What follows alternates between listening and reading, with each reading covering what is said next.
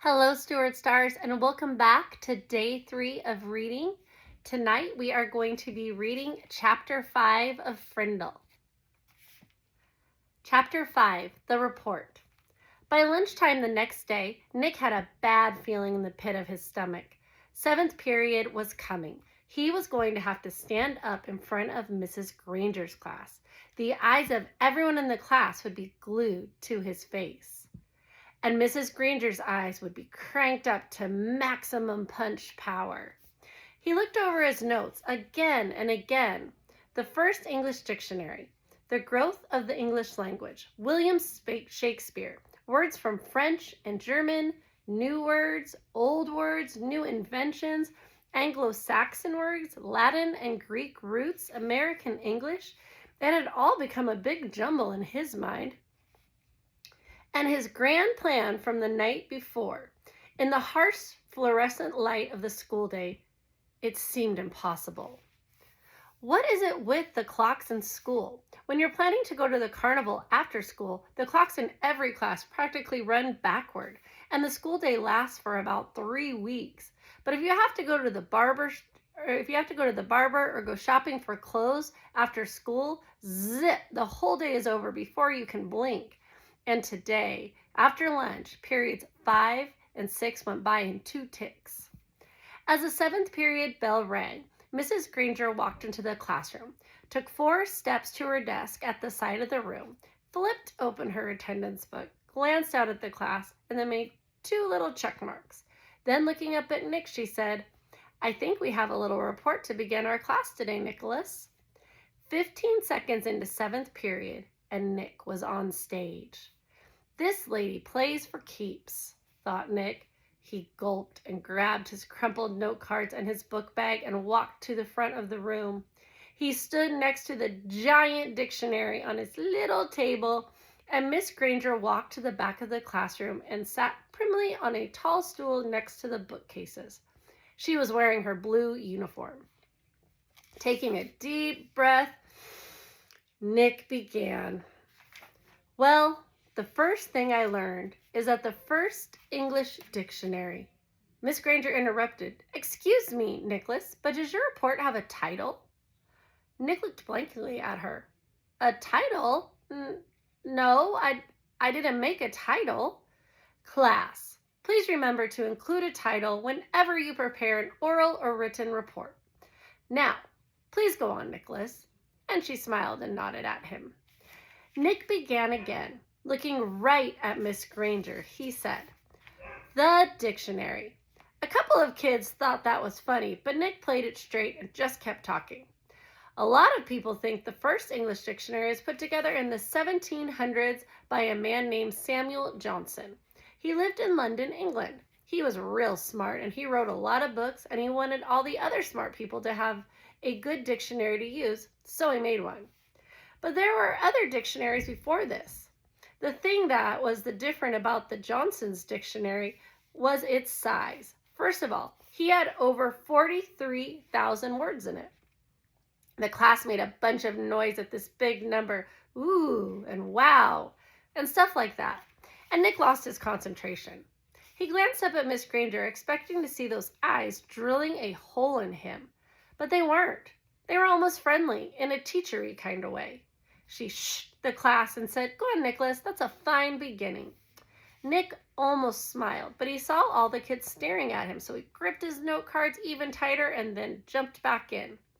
The other thing that Samuel Johnson did that was special was to choose the words he thought were most important and then give lots of examples showing how the words got used by people.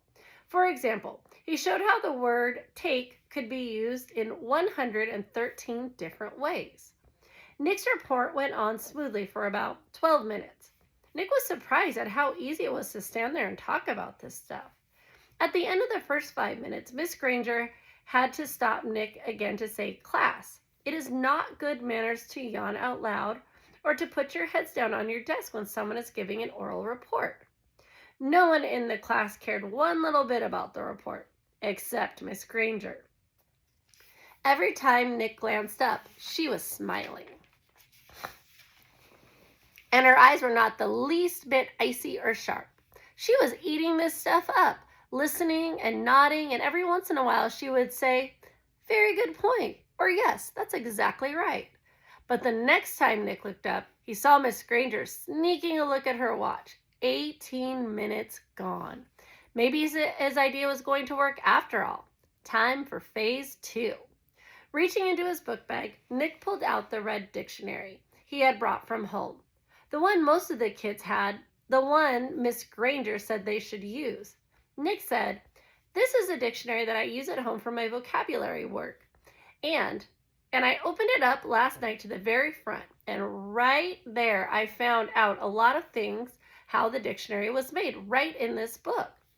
So I thought some of the ideas would be good as part of my report. It says here, Nicholas."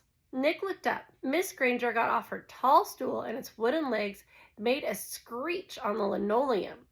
Heads snapped to attention, and the class was alert again. Miss Granger smiled, raised her eyebrows, and pointed at her watch. "Nicholas, I think the class should read that at home themselves. Now." John's hand went up in the air, and at Miss Granger's nod, he said, "But I don't have the dictionary at home, Miss Granger. I have the blue one." And several other kids immediately said, "Me too." Miss Granger tried not to show that she was annoyed. "Very well, Nick, but it shouldn't take too long. We have other things to do today." Nick kept his eyes open wide and nodded, adjusted his glasses on his nose, and began to read. Without question, this modern American dictionary is one of the most surprisingly complex and profound documents ever to be created, for it embodies unparalleled etymological detail, reflecting not only superb lexicographic scholarship, but also the dreams and speech and imaginative talents of millions of people over thousands of years. For every person who has ever spoken or written in English has had a hand in its making. It was a long article, and the kids were bored to death, but no one looked bored at all. Every kid in the room knew how that the period was more than half over, and that Nick's report wasn't just a report. It was one of the greatest time wasters he had ever invented. Miss Granger knew it too. She had edged around from the back of the room to the side near the windows. Nick glanced up at her now, and then as he read, and each time Miss Granger's eyes clicked up a new power level.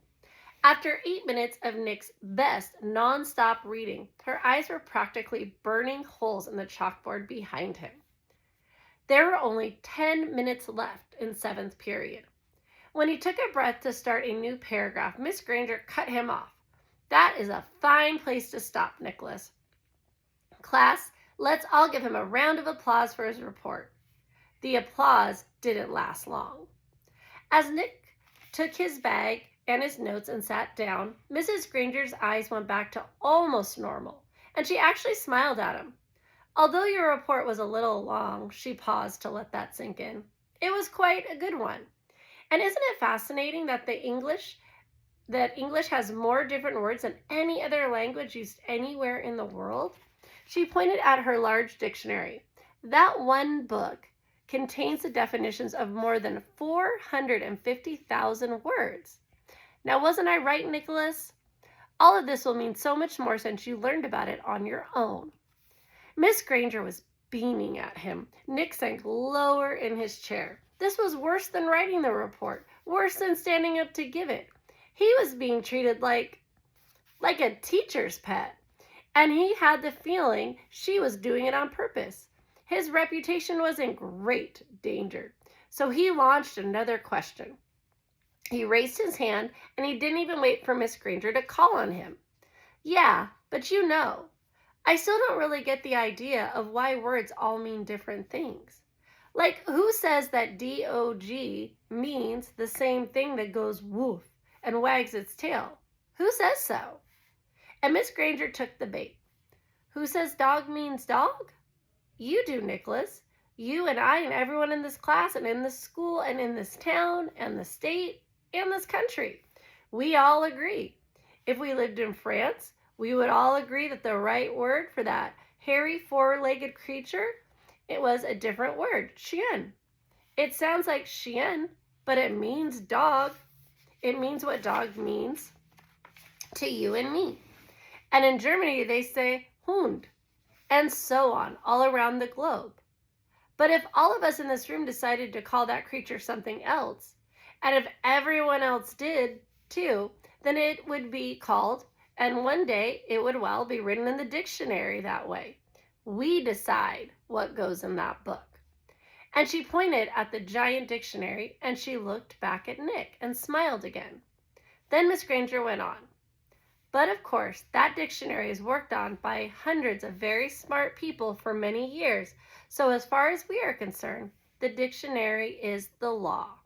Laws can change, of course, but only if they need to. There may be new words that need to be made, but the ones that have been in the book have been put there for good reasons. Miss Granger took a look at the clock. 8 minutes left. Now then, for today, you have done the exercises beginning on page 12 in your Words Alive book. Please get out your papers. Sarah, will you read the first sentence, identify the mistake, and then tell us how you corrected it? Miss Granger jammed the whole day's work into the last 8 minutes. A blur of verbs and nouns and prepositions, and yes, there was another homework assignment. And Nick didn't try to sidetrack Miss G again. He had slowed her down a little, but had he stopped her? No way. She was unstoppable, at least for today. That was chapter 5. Thank you so much for reading me, and I will see you all tomorrow.